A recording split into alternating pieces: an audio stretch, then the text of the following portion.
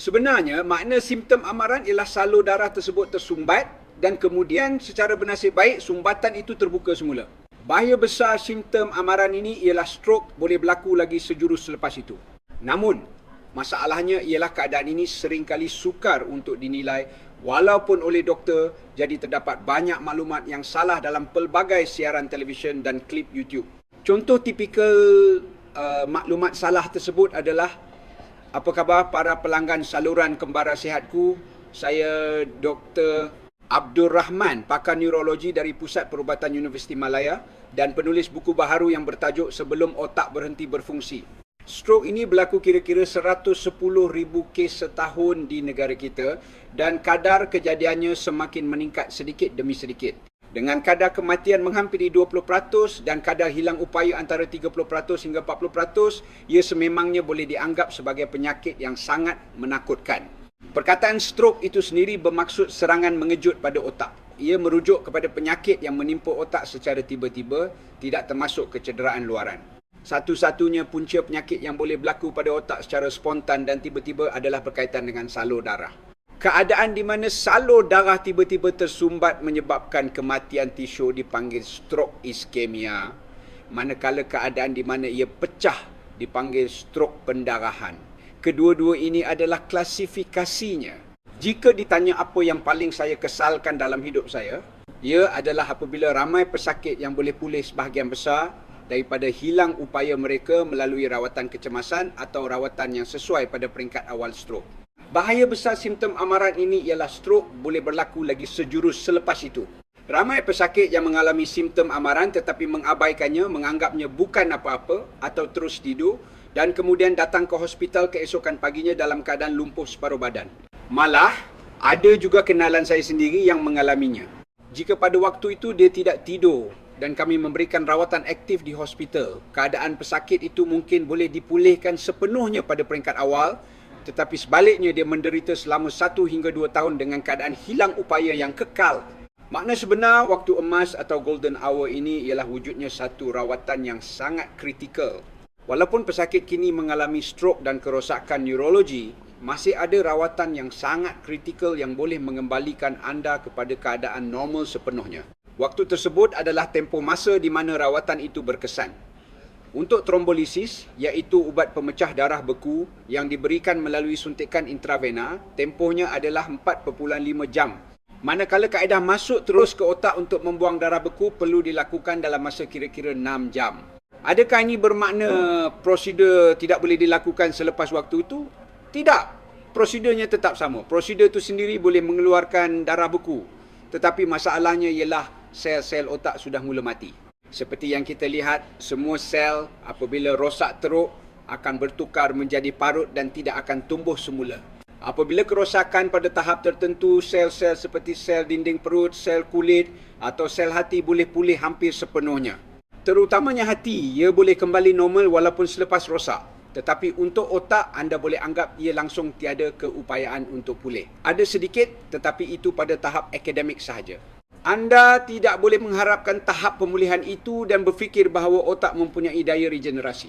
Anda harus menganggap bahawa sel-sel otak yang ada semasa anda dilahirkan adalah sel-sel yang akan kekal di dalam kepala anda seumur hidup dan jumlah sel otak adalah paling banyak ketika anda berumur 1 tahun. Sepanjang hidup jumlahnya akan terus berkurangan.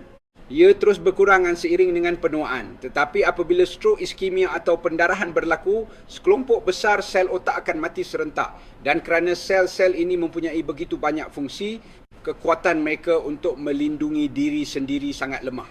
Sel-sel ini mula mati jika aliran darah terhenti walaupun hanya selama 30 saat hingga 1 minit. Dan kerana ia tidak boleh tumbuh semula, akhirnya ia akan bertukar menjadi parut. Jadi, apabila aliran darah ke otak terhenti, kawasan teras di pusat yang paling kurang menerima darah akan mati sepenuhnya. Kemudian terdapat kawasan di sekelilingnya yang dipanggil zon penumbra, di mana aliran darah berkurangan. Bahagian inilah yang menjadi sasaran rawatan, tetapi kawasan ini akan terus mengembang selagi salur darah masih tersumbat. Oleh itu, selepas 6 jam, seluruh kawasan yang dibekalkan oleh salur darah itu akan mati. Walaupun darah beku dikeluarkan, ia tidak lagi bermakna kerana semua sel telah mati. Jadi makna waktu emas selama 6 jam tu bukan bererti asalkan saya sampai dalam masa 6 jam saya boleh dirawat. Maksud sebenarnya ialah lebih cepat, lebih baik. Semakin awal anda datang dan semakin awal rawatan dimulakan, semakin tinggi peluang untuk pulih sepenuhnya. Jadi terutamanya untuk stroke iskemia, jika ada hospital yang boleh anda sampai dalam masa 6 jam, anda harus mempertaruhkan hidup anda untuk sampai ke sana secepat mungkin. Sebenarnya, jika infarksi kecil berlaku pada hati, buah pinggang atau usus, kita mungkin tidak akan menyedarinya. Tetapi kerana otak adalah organ yang mengawal seluruh badan kita, walaupun infarksi yang sangat kecil seringkali menyebabkan simptom yang boleh kita kesan dengan cepat, jadi kemungkinan untuk merasai stroke itu sendiri sebagai simptom adalah jauh lebih tinggi. Mengenai simptom stroke, jangan salah faham. Terdapat banyak maklumat yang salah dalam pelbagai siaran televisyen dan klip YouTube mengenai simptom amaran. Contoh tipikal maklumat salah tersebut ialah sakit kepala yang berpanjangan, pening kronik, rasa tidak sihat kebelakangan ini, badan lemah, kelopak mata berkedut atau mulut terasa sengit sebelah. Sebenarnya, pesakit stroke mengalami simptom neurologi secara tiba-tiba. Jadi, simptom kronik yang telah berlarutan sekian lama secara amnya jarang berlaku. Malah, dalam kes simptom amaran maknanya ialah salur darah tersumbat dan kemudian secara bernasib baik terbuka semula. Oleh itu, simptom amaran stroke adalah sama sepenuhnya dengan simptom stroke itu sendiri. Jadi, jika anda tahu simptom stroke, anda juga boleh memahami simptom amaran. Simptom stroke itu sendiri biasanya adalah lumpuh sebelah badan, di mana tangan dan kaki tidak boleh diangkat atau rasa kebas sebelah badan seolah-olah ia bukan milik anda. Ia juga boleh jadi tiba-tiba tidak boleh bercakap, tidak faham percakapan, penglihatan kabur secara tiba-tiba, sebelah mata tidak nampak atau tiba-tiba pening dan terhuyung hayang. Simptom-simptom ini yang datang secara tiba-tiba dan teruk adalah majoriti simptom stroke. Tetapi jika simptom itu datang dan kemudian hilang, itulah simptom amaran. Ini bermakna salur darah tersumbat dan kemudian terbuka semula dengan sangat bernasib baik, jadi anda perlu segera ke hospital.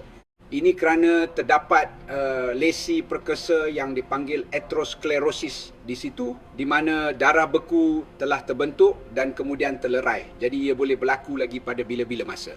Kerana ia berlaku dan kemudian pulih, ada sesetengah orang yang berfikiran positif, mungkin keadaan saya kurang baik sekejap tadi, mungkin saya bermimpi atau saya cuma salah sangka.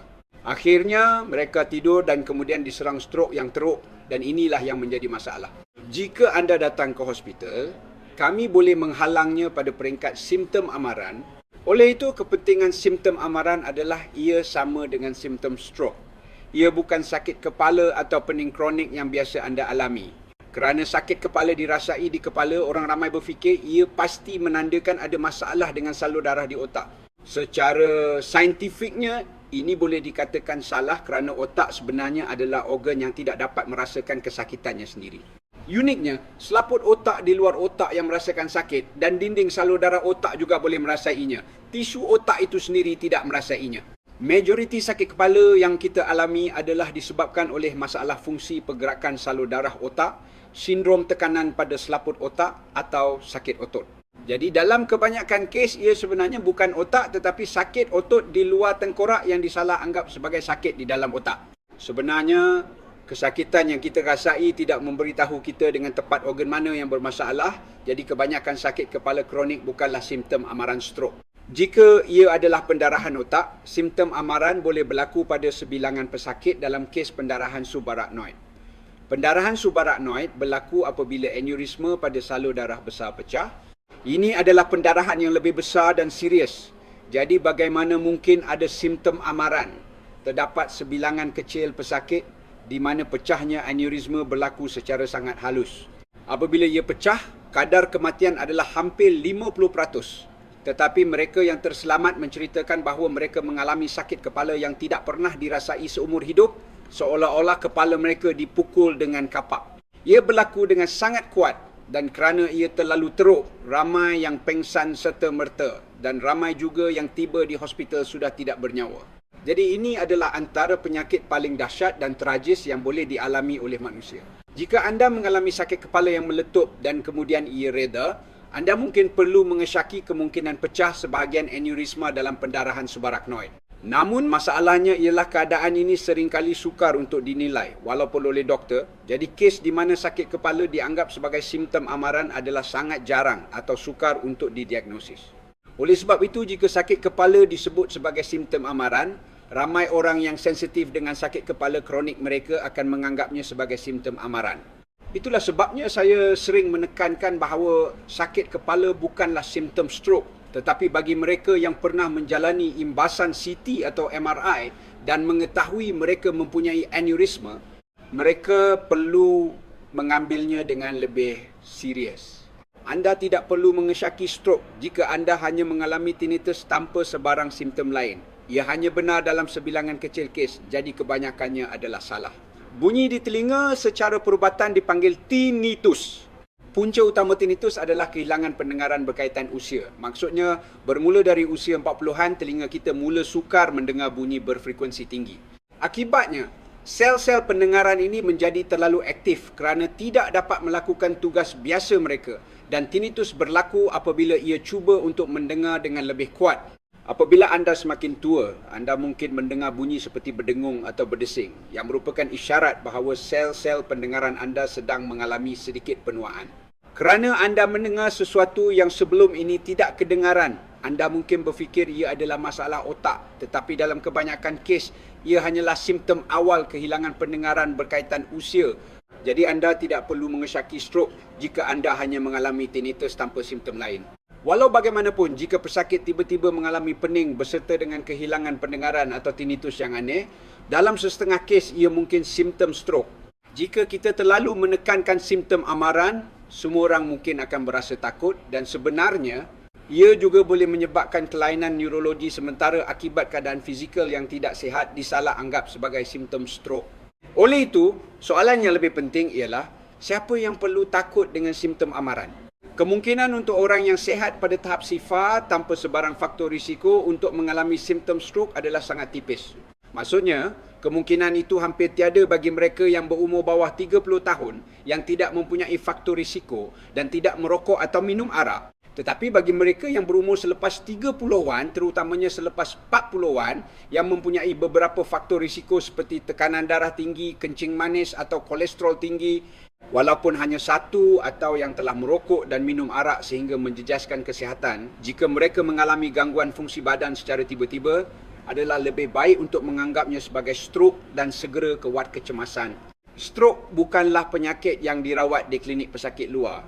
Sebenarnya, apabila pesakit datang ke klinik pesakit luar kerana bimbang tentang stroke, sebaik sahaja saya melihat mereka, saya akan memberitahu mereka bahawa ini bukan peringkat untuk dirawat. Tempoh masa untuk merawat stroke adalah pada hari ia berlaku dan berakhir pada hari yang sama. Prognosis pesakit boleh ditentukan sepenuhnya pada hari itu. Ini kerana tempoh waktu emas adalah dalam masa 6 jam selepas kejadian. Jadi, jika anda pasti simptom lumpuh yang dialami adalah benar, ini bukan masanya untuk memilih hospital. Anda perlu segera ke wad kecemasan hospital yang boleh memberikan rawatan kecemasan. Sama ada stroke iskemia atau pendarahan, jika ia berlaku kepada diri anda sendiri, mungkin sukar untuk bertindak balas. Jika anda adalah saksi atau penjaga, contohnya ibu bapa anda tiba-tiba tidak memberi respons, dan apabila anda pergi memeriksa mereka tidak dapat menggerakkan sebelah badan dan hanya mengerang, atau tiba-tiba tidak boleh berkomunikasi, atau terbaring dengan mata terbuka tetapi kelihatan bingung, dalam semua keadaan ini adalah baik untuk mengesyaki stroke kerana ia berlaku secara tiba-tiba.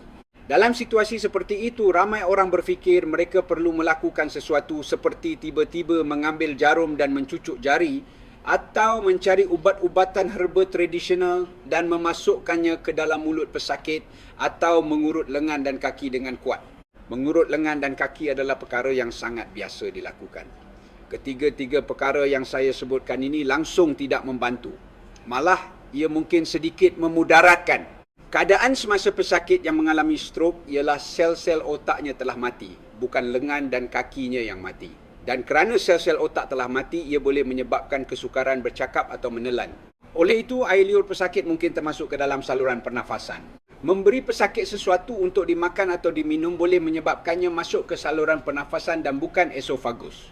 Oleh itu, ubat-ubatan tersebut mungkin tidak ditelan dengan betul dan masuk ke saluran pernafasan menyebabkan komplikasi radang paru-paru aspirasi.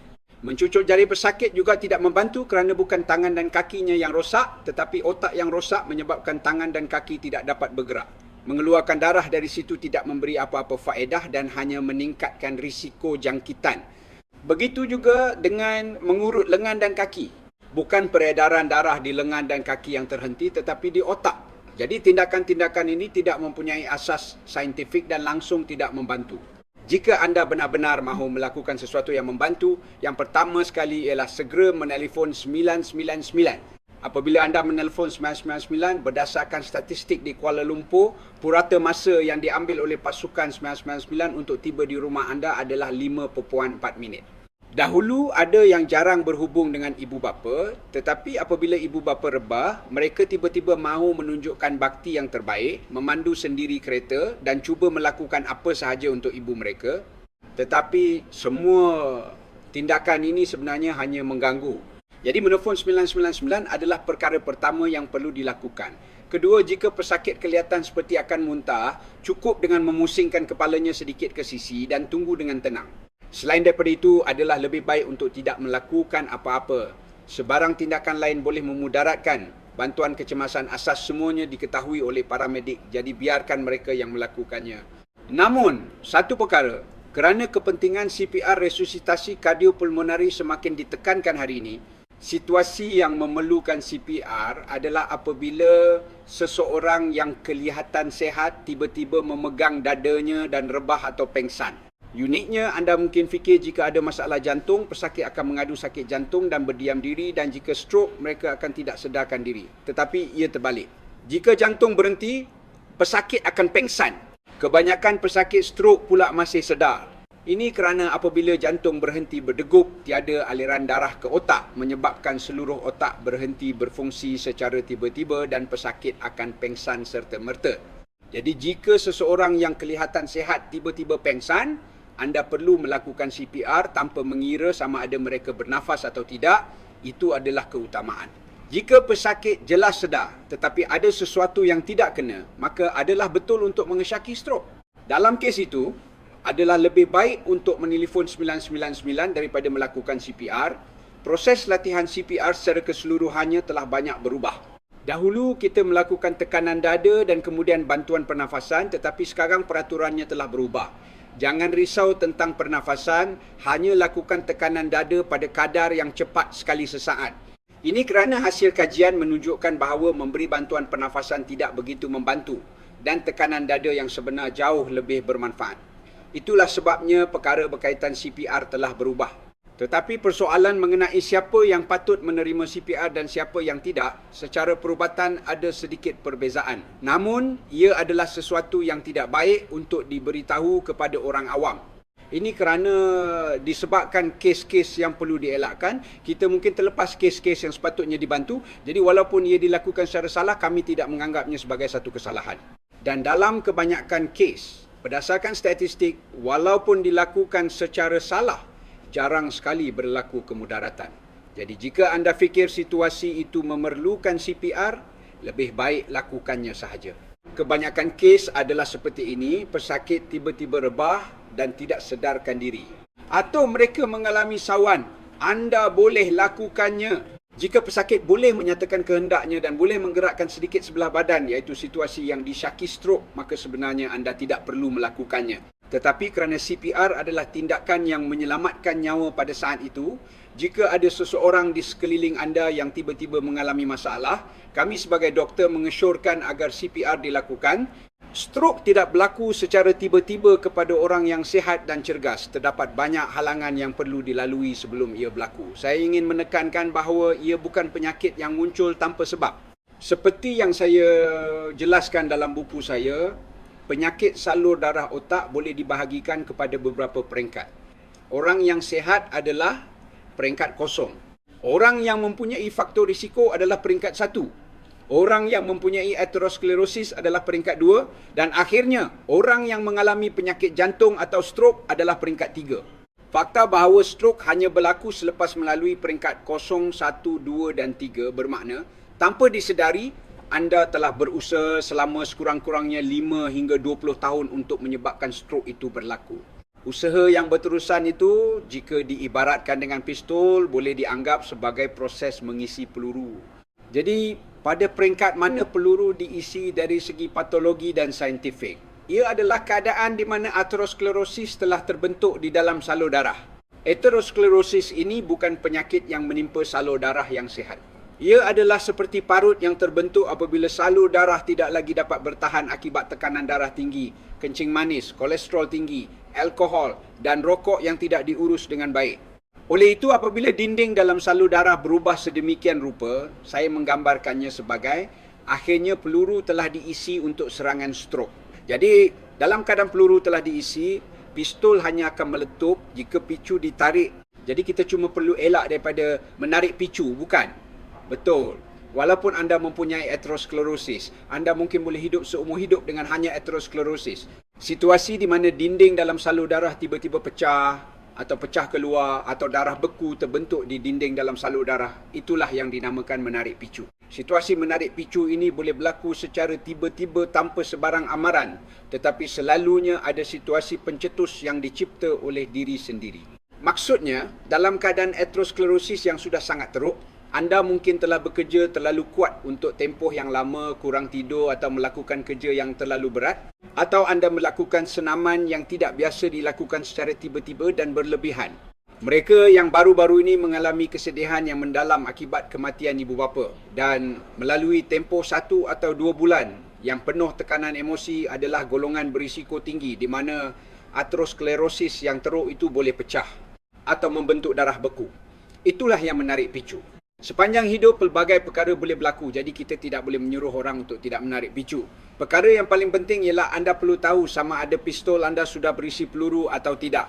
Oleh itu, sangat penting untuk anda mengetahui sama ada anda mempunyai faktor-faktor risiko tersebut, sama ada anda berada dalam situasi yang boleh mengisi peluru, atau sama ada anda telah pun mengisinya kerana tidak menguruskannya dengan baik.